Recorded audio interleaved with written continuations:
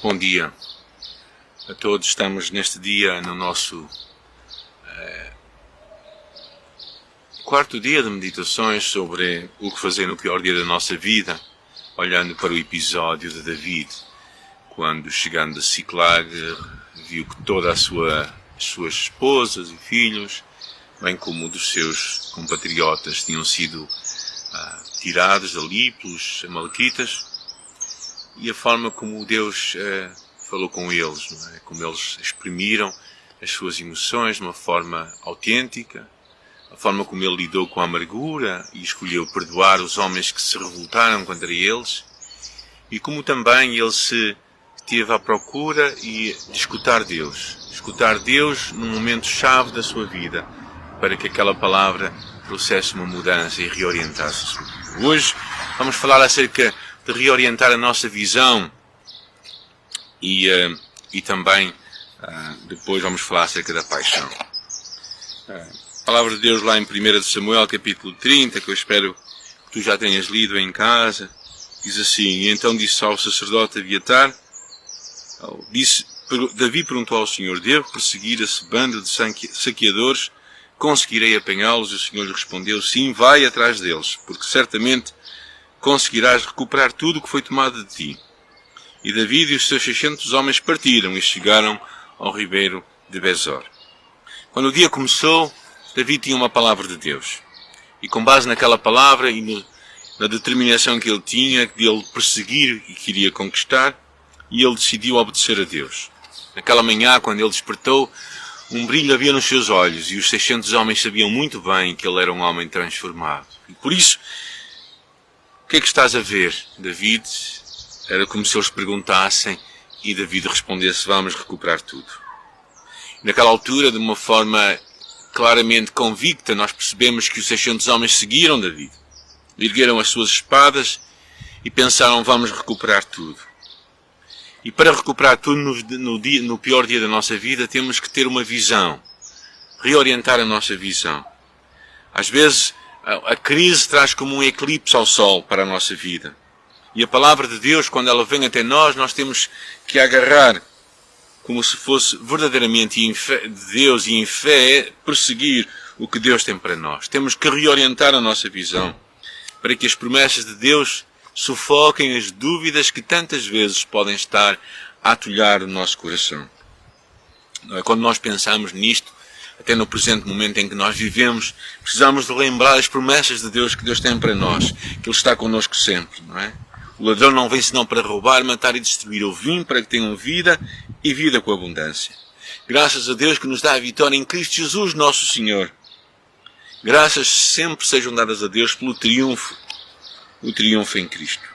Então, nos tempos difíceis é importante nós buscarmos a palavra para a nossa vida. E a visão que Deus nos dá é como que a nossa perspectiva do futuro, não é? Tem muito a ver com a nossa perspectiva do futuro. E essa perspectiva que tu tens vai determinar se tu ficas moralizado ou desmoralizado, não é?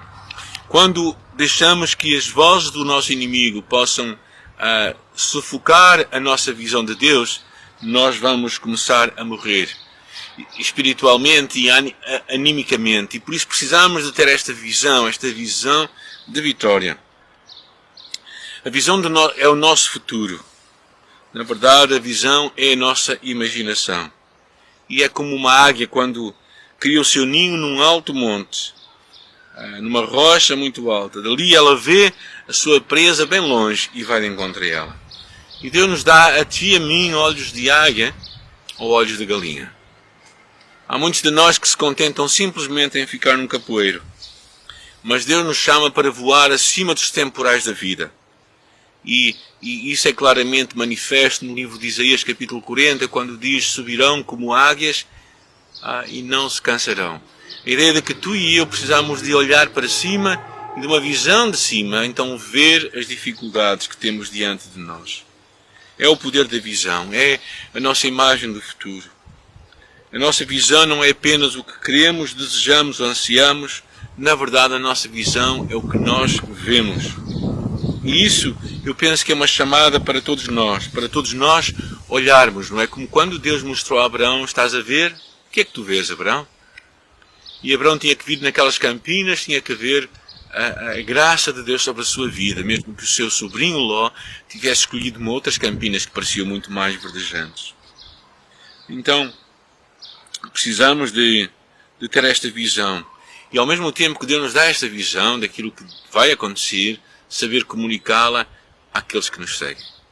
Eu penso que este é algo muito chave na nossa vida, porque tantas vezes no ministério, no trabalho para Deus, nós começamos a ficar com uma visão tenebrosa, uma visão ofuscada pelas nossas dificuldades, por aquilo que nos tem paralisado, pelas mentiras do inimigo.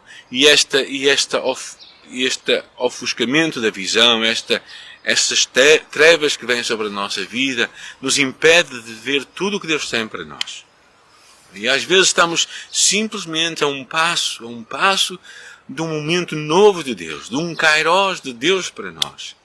Então te quero encorajar neste dia a não deixares que as dificuldades da tua vida possam perturbar a tua vida de tal forma que a tua visão fique pequena e fique negativa. Mas olha para o que Deus tem para ti, olha para as suas promessas e avança em fé. A segunda coisa que percebemos é quando eles decidem verdadeiramente chegar àquele lugar, nós entendemos que daqueles 600 homens, 200 deles estavam muito cansados e ficaram ali junto àquele ribeiro. Vamos falar deles mais à frente. Mas naquela altura eles partiram. Os 400 homens estavam decididos e pelo caminho encontraram um criado egípcio, um escravo egípcio que tinha sido abandonado pelo seu senhor porque estava doente. Deram-lhe água, alimentaram-no e então perguntaram-lhe informações acerca daquilo. Onde é que estava o exército? E lá no final do dia já estavam próximos. E olhar para aqueles milhares de homens dos amalequitas espalhados pelo vale, viram-nos a comer, a beber e a dançar. Certamente viram as suas famílias, os seus bens. E naquela altura uma raiva incontida na vida de David se levantou. Algo começou a borbulhar no seu coração. E ele começou a ficar verdadeiramente irado. Porque ele queria, é como que uma paixão que vai crescendo dentro de nós para fazermos algo que temos de fazer, porque Deus nos chama a realizar. E na verdade o que aconteceu foi que eles correram para aquilo que Deus tinha para eles. Muitas vezes nós precisamos ter esta paixão na nossa vida para que possamos agir em fé. E quando consideramos as obras de Satanás, o que Satanás está a fazer no mundo, tal devia mover em nós uma santa paixão e uma santa ira para nos rebelarmos contra tudo aquilo que Satanás quer destruir. Foi como aquele episódio quando Jesus estava lá, na altura para ver Lázaro. A palavra de Deus diz que ele sentiu lá no final grande compaixão. Mas a palavra certa não era realmente aquela palavra comoveu-se, não é? A ideia de comover-se tinha muito mais a ver com uma ideia de profunda ira, como Gene Peterson fala na mensagem, traduz na mensagem. Não é? Ordenou para que aquela pedra fosse removida e disse a Lázaro, Lázaro, sai para fora. Então neste dia eu te quero encorajar também a olhares, não é, para o que Deus tem para ti. Olhares para o que Deus tem para ti e agarrares isso de Deus para a tua vida. Olhar para esta história de David, na verdade, isto me encoraja. Não é? Primeiro, porque tu e eu temos que fazer alimentar dentro de nós, temos uma visão do que Deus tem para nós. Não é? A minha visão de uma igreja é uma igreja que vive Jesus numa sociedade sem Jesus. É uma igreja que é interventiva, uma igreja que está numa comunidade, que pensa na sua comunidade lá fora e que por isso o seu objetivo final não é ser um clube de amigos. Não é ser somente um clube de pessoas que se relacionam entre si, mas é uma igreja que tem em vista aqueles que estão longe. E por isso, o que nós fizemos na nossa igreja tem muito a ver com isso. Tem a ver com pensar naqueles que estão fora. E não simplesmente na comodidade daqueles que estão dentro. E por isso eu te quero encorajar a ter quando eu penso na igreja, qual é a minha visão? É uma igreja que é interventiva, uma igreja que está na comunidade a fazer uma diferença, a agir em fé, agir em amor para a comunidade. É uma igreja também que tem a ver não simplesmente com a sua visão paroquial, mas tem a ver com a visão do mundo. E que por isso investe em enviar missionários, em suportar missionários, em fazer missões. E por isso, de vez em quando eu me sinto incomodado com uma raiva dentro de mim, quando vejo que pessoas, e a raiva não é contra as pessoas, mas quando eu vejo que pessoas simplesmente não conseguem entender e a sua visão é muito mais limitada. Mas por isso é que servem os líderes. É para vir mais longe, é para avançar em fé e é para conquistar o que Deus tem para nós. Até amanhã vamos continuar a nossa história e ver outras áreas da nossa vida em que podemos crescer para recuperar tudo o que Deus tem para nós. Deus te abençoe, tenha um dia abençoado.